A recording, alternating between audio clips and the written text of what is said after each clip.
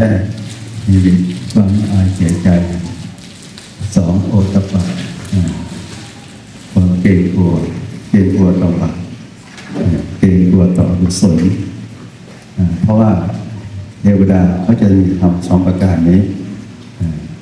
เป็นที่ตั้งถ้ามีธรรมสองประการนี้ถ้าบุคคลใดมีธรรมสองประการนี้ก็เรียกว่าเป็นธรรมของเทวดามีความอายเสียใจต่อบาปความสะดุ้งกลัวต่อบาปเพื่อเป็นต่อบาปส่วนละมันต่างๆถ้าเรามีความสะดุ้งกลัวต่อบาปและจะสูงต่างๆท่านเกิดว่าเราเป็นเทวดาถ้าเรามีความเป็นตัวเราแบบและสมต่างๆนั้นเราก็เป็นเทพที่สูงเพราะฉะนั้นเพราะว่ามีโพธิปัจเป็นธรรมของเทวดาเป็นโพธิปัจของปัญญาสุขธรรมาสมาหิโต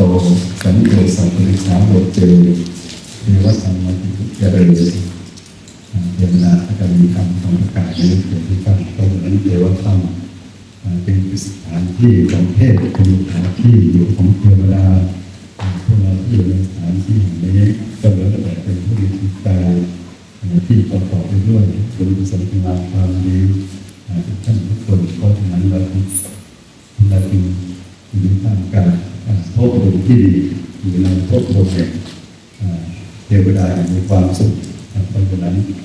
เมื่อเรามีความสุขแล้วก็แบ่งปันความสุขที่เรามีที่เราได้ให้กับบรรดาญาติพี่น้องของเราที่ยังมีชีวิตอยู่ก็ดีที่ต้องรับกันแล้วก็ดีขอให้ท่านมีความสุขความเจริญในภพภูมิที่เป็นอยู่ถึงแม้ว่ายังมีชีวิตอยู่ก็ขอให้มีจิตอันเป็นไปด้วยกุศลมาความมีบุญโภคตะซึ่งเป็นความเป็นเทพของบุคคลเพราะว่าเป็นเทพนี้เทพนี้เป็นไปตั้งแต่ความเป็นมนุษย์เมื่อเป็นมนุษย์อยู่ก็มีความหมายเปลี่ยนแปลงต้องมีความเป็นตัวตนตัวกุศลมีต่างกันมีความเป็นมนุษย์ของเราก็เรียกว่าเป็นมนุษย์เทโวกลายเป็นมนุษย์แต่ว่าจิตใจเป็นเทวดาความหมายของคำว่าธรรมะของเทวธรรมนี้มีความหมายอย่างนี้เพราะฉะนั้นเราจะไปที่ใดก็แล้วแต่ภพภูมิของมนุษย์เป็นภพภูมิที่อยู่ตรงจุดศูนย์กลางระหว่างบรรดาโลกจักรวาลทั้งหลายมนุษย์จะไปสู่ภพภูมิต่างๆภพภูมิโลกต่างก็ไปได้ต่อเป็นมนุษย์นี่เลยเพราะฉะนั้นเส้นทางของตัวมนุษย์เป็นเส้นทางที่อุดมสมบูรณ์เป็นความอุดมสมบูรณ์จะอย่าไปเราจะไปเทพไปเทวดาไปพรหมแม้แต่เป็นความเป็นอริยบุคคลก็ไปกับความเป็นมนุษย์อยู่ทั้งนั้นจะไปพบคนที่ต่างก็ไปกับความเป็นมนุษย์อยู่ทั้งนั้นเพราะฉะนั้นการเกิดของเรานี้เป็นสิ่งที่สมบูรณ์แบบการเกิดของความเป็นมนุษย์ของเราเป็นสิ่งที่สมบูรณ์แบบที่สุดพระเจ้าใช้คำว่ากิจโถมนุสสปฏิลาโภการเกิดมาเป็นมนุษย์นี้ถือว่าเป็นหน้าของจะเกิดสูงสุดเป็นยอดของการเกิดทุกสิ่งทุกอย่างก็จะเป็นเหตุให้เราได้ไปสู่ภพภูมิต่างๆถ้าอยากไปดับความเป็นมนุษย์นี้เพราะฉะนั้นจึงเป็นสิ่งที่สมบูรณ์แบบทุกอย่างแม้แต่พระพุทธเจ้าต้องปรับขึ้นในภพภูมิของมนุษย์นี้เพื่อจะแนะนำบอกกันสั่งสอนเขาบุคคลต่างๆให้รู้จักความปรับปรุงทั่วไปอย่างนี้ให้ไปอยู่ตัวถึงการบำเพ็ญจิตของตนให้ก้าวล่วง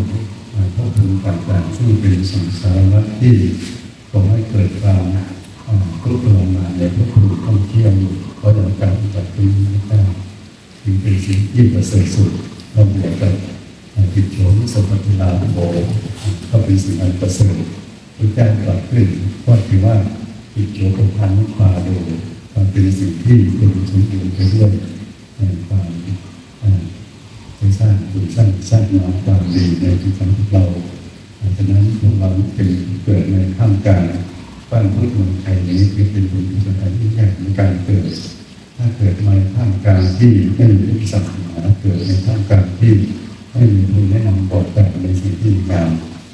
เราก็ทำให้ถูก แล้วก็ปล่อยไม่เก่งเพราะฉะนั้นการเกิดในท่ามกลางของท่านผู้รู้โดยเฉพาะอย่างยิ่งพุทธศาสนานี้พระองค์รู้เห็นกับเราในสิ่งที่เราจะถึงป่าในสิ่งที่เราจะเป็นกระทำอันนำมาซึ่งความเจริญในดวงใจของเราทุกคนที่นำบอกจากได้หมดแล้วเพราะฉะนั้นคือความโชคดีของเราที่เกิดในท่ามกลางพุทธศาสนาที่มีความเป็นเรื่องเดียวเพราะเป็นคำสอนที่บ่งบอกถึงความดีช่วยกันให้พวกเราได้เพื่อปฏิบัติธรรมถ้าเกิดในท่ามกลางที่ไม่มีพุทธศาสนาเราแล้วก็เป็นไปด้วยความลำบากเพราะไม่ว่าจะปฏิบัติยังไงที่เรียกว่าเป็นบุญปฏิบัติยังไงถึงได้เป็นศีลปฏิบัติยังไงถึงเรียกว่าเป็นทานเพราะเขาไม่เข้าใจวิธีการในหลักการทีนี้เราเป็นมนุษย์บ้านพุทธเมืองไทยนี้ถือเป็นความเร็วสมบูรณ์ที่สุดด้านเรียกปฏิบัติธรรมในสิ่งที่เราพอจะทำได้พอจะปฏิบัติได้ในวันเดือนของการรักษาจิตภาวนาสิ่งต่างๆนี้ล้วนแล้วแต่ทำมาให้เราตรงนั้นได้เป็นส่วนแรกที่ก็ถึงก็ตกแต่งให้เราอย่างเหมาะสมอย่างลงตัวที่สุดเมื่อเราได้สมบัติคือบุญกุศลในอดีตที่ผ่านมาเราก็เอาบุญกุศลที่เรามีอยู่แล้วที่เราได้มาแล้วมาต่อยอดเพื่อจะเราไปสู่ความเป็นเรื่องเดียวในภายภาคหน้าเพราะเป็นการทำความดีในการปูพื้นฐานให้กับชีวิตอย่างมั่นคงถ้าเรามีชีวิตมีความมั่นคงมีพื้นฐานทางความดีที่มั่นคงก็ทำให้ชีวิตเรามีความสุขความเจริญถึงแม้ว่าการดำเนินชีวิตการประกอบชีวิตการอุปสรรคมีปัญหาแต่ว่าด้วยจิตที่เรามีคุณธรรมเป็นเครื่องเลี้ยงใจก็เป็นความสุขความเจริญไม่หมกมุ่นอยู่กับสิ่งต่างๆเป็นเกินไปอันนี้เป็นภูมิธรรมของเทวดาเป็นภูมิธรรมที่ของผู้มีจิตใจที่จะประกอบด้วยคุณงามความดีเพราะฉะนั้นพวกเราทั้งหลายที่เป็นชาวพุทธสิ่งใดสิ่งหนึ่งที่เราจะทำได้มันก็ยึดเป็นผลขวายเอาเราจะเป็นวัฏจักรการถึงภาวนาสิ่งใดสิ่งหนึ่งที่พวกเราได้เรียนรู้ศึกษามาในทางพุทธการปัญญาโคปัญญาก็ยังเป็นความปาจาเพราะว่าสิ่งใดสิ่งหนึ่งมีความเกิดขึ้นเป็นธรรมดาสิ่งเราทุกตัวว่ามีความเป็นธรรมดามันยึดเราก็เช่นเดียวกันก็มีสิ่งใดสิ่งหนึ่งเกิดขึ้นเหมือนกันสิ่งใดสิ่งหนึ่งที่เกิดขึ้นในการประสบของพวกเราในการพบเจอพวกเราก็หลายอย่างสิ่งใดสิ่งหนึ่งได้หลายอย่างเพราะแล้วเราเป็นสิ่งที่ดีงามนั้นทางก็เป็นสิ่งใดสิ่งหนึ่งกันศีลก็เป็นสิ่งใดสิ่งหนึ่งกันภาวนาก็เป็นสิ่งใดสิ่งหนึ่งกันที่เราจะต้องทำได้ที่เราจะรักษาได้เพราะฉะนั้นสมบัติที่เราได้มาตั้งแต่ทั้งอดีตนี้ก็จะเป็นเสบียงบุญที่เป็นเรื่องการดำเนินงานความดีของเราให้มีการเป็นเรื่องของการนั่งในปฐมต่อไปถ้าเราไม่มีเสบียงบุญเป็นเครื่องเลี้ยงจิตเลี้ยงใจแล้วก็ไม่คิดว่ายังไม่สมบูรณ์ในการเกิดความเป็นมนุษย์ของเราเพราะฉะนั้นการเกิดนี้จะมีความหมายถ้าจิตก็ว่าความเกิดเป็นที่ไหนความเกิดมาทำการความเป็นสมบูรณ์เป็นสมบูรณ์ด้วยความอบอุ่นจากบิดามารดาพ่อแม่คุณแม่ตายาย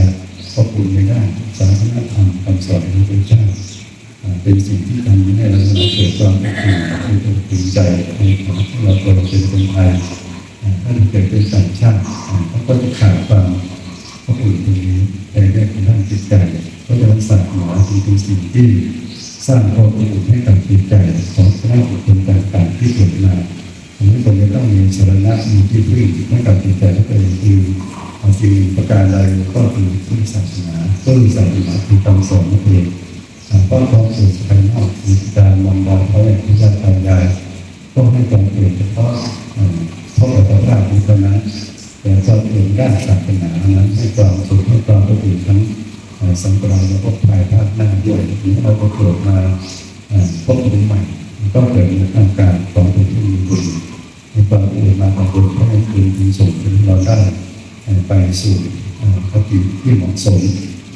ปฏิที่พึงพอใจตามเป็นตามส่วนตามหมดตามใจพอมาเป็นสิ่งการนั่งรถใครมีทรัพย์มากก็นั่งรถได้ไกลกว่าใครมีทรัพย์น้อยก็นั่งรถได้ใกล้ถ้าในธรรมะเกิดสิ่งเหล่านี้การเกิดของพวกเราเช่นเดียวกันใครมีบุญมากบุญ นั้นก็ส่งผลให้รับ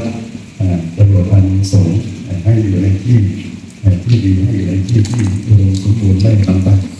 นี่คือคนตกแต่งให้อย่างเหมาะสมอย่างลงตัวแล้วเพราะฉะนั้นในสภาพนี้พวกเราหลายที่เกิดเป็นมนุษย์นี้ก็ได้ศาสนาที่เป็นสภาพธรรมคำสอนที่ถูกต้องดีงามถ้าเรายังตกอยู่ในช่วงของสังสารวัฏนี้ก็ควรจะทำบุญกุศลความดีการให้การรักษาเป็นภาวนาเป็นต้นตลอดถึงการปฏิบัติธรรมต่างๆอันนี้เป็นหน้าที่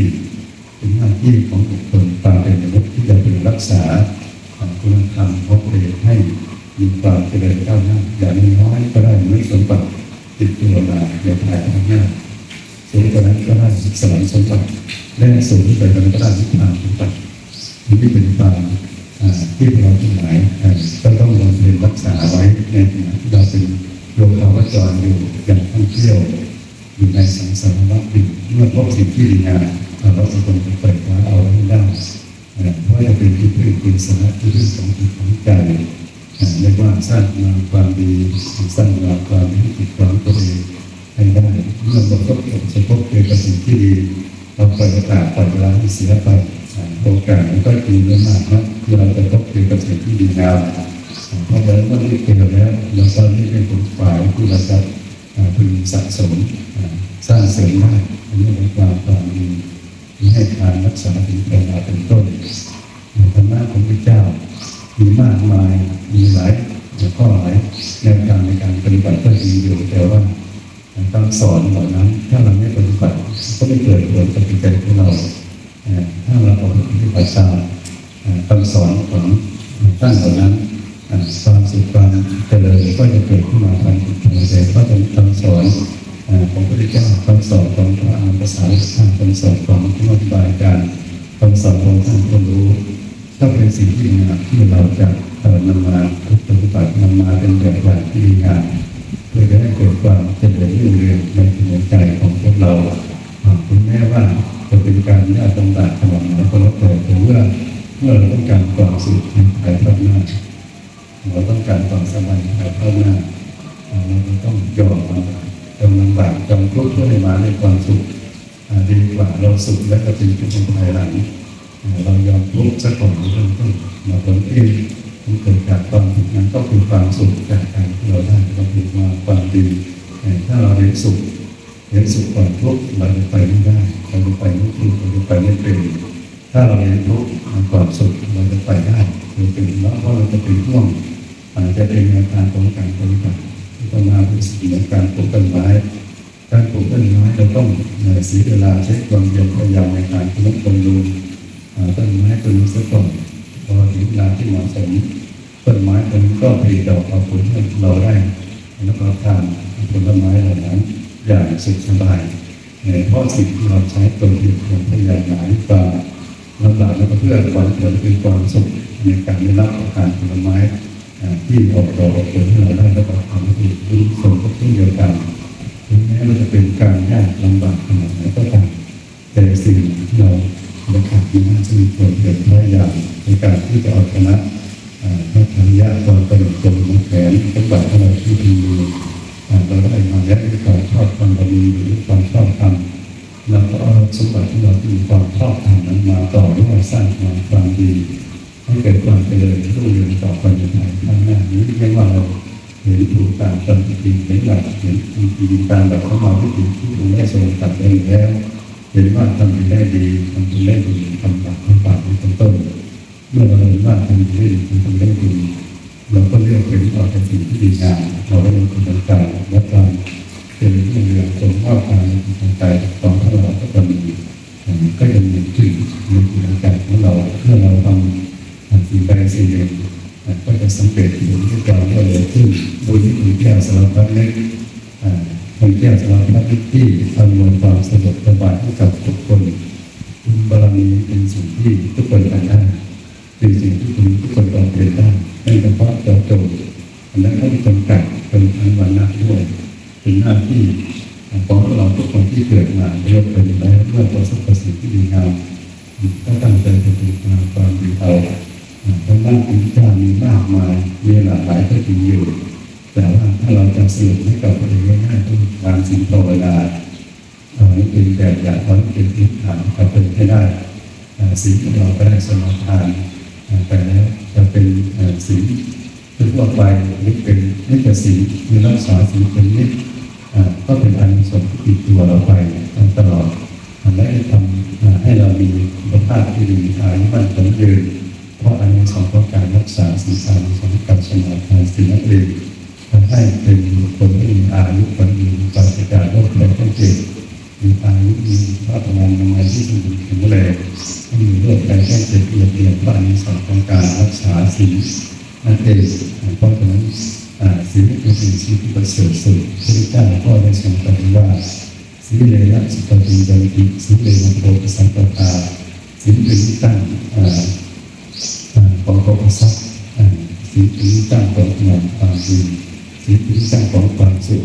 แต่คนจะไปนิพพานได้ก็ต้องมีสิ่งเป็นพื้นฐานซะก่อนเมื่อมีสิ่งเป็นพื้นฐานอันหนักแน่นอันมั่นคงแล้วก็เป็นเครื่องรองรับของธรรมะภาวนาเป็นเครื่องรองรับของธรรมะสมาธิเป็นเครื่องรองรับของธรรมะปัญญาที่จะเกิดขึ้นต่อมาจากการมีสิ่งที่มั่นคงคือเพราะฉะนั้นการมีสิ่งที่มั่นคงนี้เป็นรากฐานของสมาธิความดีพระองค์จึงได้ตรัสเป็นใจสิกขาว่าศีลสมาธิปัญญาเพราะฉะนั้นศีลสมาธิปัญญาตรงนี้เรารักษาให้ครบบนบริบูรณ์แล้วก็เท่ากับว่าเรารักษาฐานที่มั่นของชีวิตของจิตของใจของตัวให้มีความมั่นคงเมื่อฐานของจิตมีความมั่นคงแล้วกุศลอื่นที่ยังไม่เกิดก็จะเกิดขึ้นกุศลที่เกิดขึ้นแล้วก็จะความเกิดงอกงามมีความผ่องใสจึงประการในโดยดวงใจของเราอย่างเต็มที่เพราะฉะนั้นโดยวันนี้หลวงพ่อได้มาพักที่บ้านเทวธรรมก็เป็นครั้งที่เท่าไหร่แล้วก็ไม่รู้น่าจะครั้งที่3 ที่ 4แล้วนะก็ขออนุโมทนากับเจ้าของบ้านเทวธรรมเราต่อเป็นเรื่องธรรมทุกท่านทุกคนที่ได้มาร่วมกันถวายพระทหารก็เป็นความดีให้กับบรรดาเหล่าญาติพี่น้องเราทั้งหลายที่ยอมรับแต่ฉันไปแล้วนั้นเกิดสมาทานก้าที่ท่านได้เสียสละชีวิตปกป้องผืนแผ่นดินไทยก็ขอให้โยมดวงวิญญาณของท่านเหล่านั้นยิ่งจะได้สู่กำลังหนอจนยังไปสู่ความสุขความเจริญในสังสารวัฏภายข้างหน้าด้วยกันทุกท่านทุกคนเถิด